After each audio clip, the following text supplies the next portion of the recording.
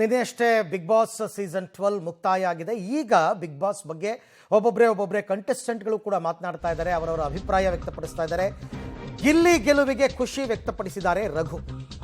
ಬಡವರ ಹುಡುಗ ಗೆದ್ದಿದ್ದು ನನಗೆ ಖುಷಿ ತಂದಿದೆ ಅಂತ ಸ್ಪರ್ಧಿಯಾಗಿದ್ದಂತಹ ರಘು ಹೇಳಿರೋದು. ಬಿಗ್ ಬಾಸ್ ಮನೆಯಲ್ಲಿ ನಾವು ಯಾವುದೇ ಪ್ಲಾನ್ ನಡೆಸಿಲ್ಲ, ಆದರೆ ಗಿಲ್ಲಿ ಗೆದ್ದಿದ್ದು ನನಗೆ ಖುಷಿ ಇದೆ ಅಂತ 6 ಜನ ಫೈನಲಿಸ್ಟ್ಗಳಲ್ಲಿ ಒಬ್ಬರಾದಂತಹ ರಘು ಪಬ್ಲಿಕ್ ಟಿವಿ ಜೊತೆ ಮಾತನಾಡ್ತಾ ಹೇಳಿದ್ದಾರೆ. ನಾವು ಯಾವುದೇ ಪ್ಲ್ಯಾನ್ ಮಾಡ್ಕೊಂಡು ಆಟ ಆಡಿದ್ದಲ್ಲ, ಅದೆಲ್ಲ ಇನ್ಸ್ಟಂಟೇನಿಯಸ್ ಆಗಿ ಬರ್ತಕ್ಕಂಥದ್ದು. ನಾವೆಲ್ಲರೂ ಕೂಡ ತುಂಬ ನ್ಯಾಚುರಲ್ ಆಗಿದ್ವಿ.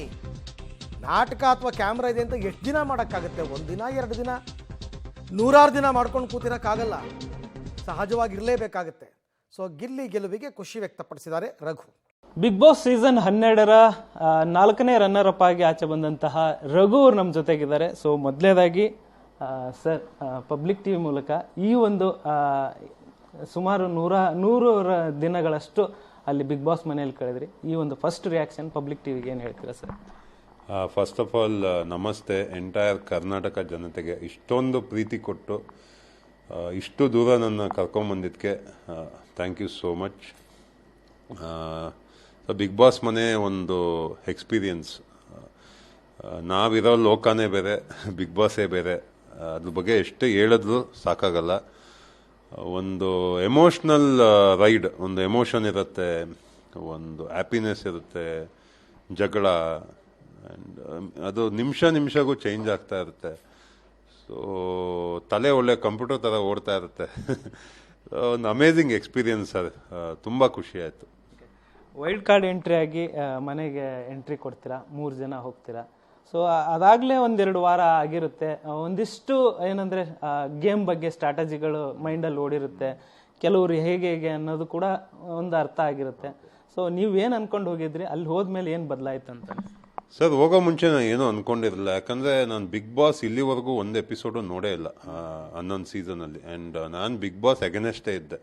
ಮುಂಚೆ ಎಲ್ಲ ಬಿಗ್ ಬಾಸ್ ಫೇಕು, ಅಲ್ಲಿ ಎಮೋಷನ್ಸು ಫೇಕು, ಹಳದ್ ಫೇಕು, ಆಮೇಲೆ ಎಲ್ಲ ಆಲ್ಮೋಸ್ಟ್ ಇದೊಂದು ಸ್ಕ್ರಿಪ್ಟೆಡ್ ಅಂತ ಅಂದ್ಕೊಂಡಿದ್ದೆ. ಬಟ್ ಬಿಗ್ ಬಾಸ್ ಮನೆ ನನಗೊಂದು 2 ಡೇಸ್ ಟೈಮ್ ಸಿಕ್ತು. ಬಟ್ ಒಳಗೋದ್ಮೇಲೆ ಗೊತ್ತಾಯಿತು ಬಿಗ್ ಬಾಸ್ ರಿಯಲ್ಕಿಂತ ರಿಯಲಿಸ್ಟಿಕ್ ಅಂತ. ಇದು ಸ್ಕ್ರಿಪ್ಟೆಡ್ ಅಲ್ಲ, ಇದು ರಿಯಲ್ಲು. ಒಂದು ಯಾವುದೋ ಬೇರೆ ಲೋಕಕ್ಕೆ ಬಂದಿದ್ದೀನಿ ನಾನು. ಮೋಸ್ಟ್ಲಿ ನಾನು ಪ್ರಿಪೇರ್ ಆಗದೆ ಇಲ್ದಿದ್ದೇ ಒಳ್ಳೇದಾಯ್ತು ಅನ್ಸುತ್ತೆ. ಯಾಕಂದರೆ ತುಂಬ ಜನ ಅಲ್ಲಿ ಪ್ರಿಪೇರ್ ಆಗಿ ಬಂದ್ಬಿಟ್ಟು ಉಲ್ಟಾ ಹೊಡೆದ್ಬಿಡ್ತು. ನಾನು ಪ್ರಿಪೇರ್ ಆಗಿರಲಿಲ್ಲ. ಅಲ್ಲಿ ಹೋಗಿ ಫ್ಲೋ ಅಲ್ಲಿ ಹೋದೆ ನಾನು. ನಾನು ನೋಡಿ ಹೋದ ತಕ್ಷಣ ಒಂದು ಕ್ಲಾಶ್ ಆಗುತ್ತೆ ಅಶ್ವಿನಿ ಅವ್ರು. ನಾನು ಅನ್ಕೊಂಡೇ ಇರಲಿಲ್ಲ. ಸೊ ಬಿಗ್ ಬಾಸ್ ಮನೇನೆ ಹಂಗೆ.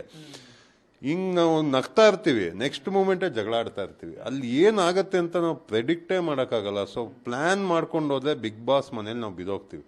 ಮನೆಗೆ ಹೋಗ್ಬೇಕು, ಅದು ನಮ್ಮ ಮನೆ ಅಂತ ಜೀವಿಸ್ಬೇಕು. ಆ ಮನೇಲಿ ಏನೇನು ಪ್ರಾಬ್ಲಮ್ ಆಗುತ್ತೋ ಅದನ್ನು ಸಾಲ್ವ್ ಮಾಡಬೇಕು. ಆ್ಯಂಡ್ ಮಾಡ್ತಾ ಅಲ್ಲಿರೋ ಕಂಟೆಸ್ಟೆಂಟ್ ಬಗ್ಗೆ ಎಲ್ಲ ಗೊತ್ತಾಗತ್ತೆ ನಿಮಗೆ. ಓಕೆ, ಈ ವ್ಯಕ್ತಿ ಹಿಂಗೆ. ಸೊ ಅದ್ರ ಪ್ರಕಾರ ನಾವು ಆಟ ಆಡ್ಕೊಂಡು ಹೋಗ್ಬೇಕಾಗತ್ತೆ. ಅಂದರೆ ಹೋದ ತಕ್ಷಣ ಅಶ್ವಿನಿ ಅವ್ರ ಜೊತೆ ಜಗಳಕ್ಕೆ ಬಿದ್ದರೆ ಅವರೇ ನಿಮಗೆ ತುಂಬ ಕ್ಲೋಸ್ ಆಗಿ ಹೋದ್ರು. ಈ ಬಿಗ್ ಬಾಸ್ ಜರ್ನಿ ಮುಗಿಯೋವರೆಗೂ ಜೊತೆಗಿದ್ರು ಅಂತ ಅನಿಸ್ತು ಸರ್? ಹಂಗೇನು ಅನಿಸಿಲ್ಲ. ಯಾಕಂದರೆ ಹೋದ ತಕ್ಷಣ ನನಗೆ ಜಗಳ ಆದಾಗ ನನಗೂ ಅವ್ರ ಬಗ್ಗೆ ಗೊತ್ತಾಯ್ತು. ಹೋಗಿ ಈ ಪಾಯಿಂಟ್ಗೆ ಟ್ರಿಗರ್ ಆಗ್ತಾರೆ ಇವರು. ವೀಕ್ನೆಸ್ಸು ಗೊತ್ತಾಗುತ್ತೆ, ಪಾಸಿಟಿವ್ನು ಗೊತ್ತಾಗುತ್ತೆ. ಆ್ಯಂಡ್ ಹೋಗ್ತಾ ಅವ್ರ ಜೊತೆ ಒಂದು 4-5 ಕ್ಲಾಶ್ ಆಗುತ್ತೆ. ಬಟ್ ಇನ್ನೊಂದು ಏನಾಗುತ್ತೆ ಅಂದರೆ, ಈಗ ಒಂದು ಫ್ಯಾಮಿಲಿಯಲ್ಲಿ ನಾವು ಜಗಳ ಆಡಿದ ತಕ್ಷಣ ನೆಕ್ಸ್ಟ್ ಡೇ ಸೇಮ್ ಮುಖ ನೋಡಲೇಬೇಕು.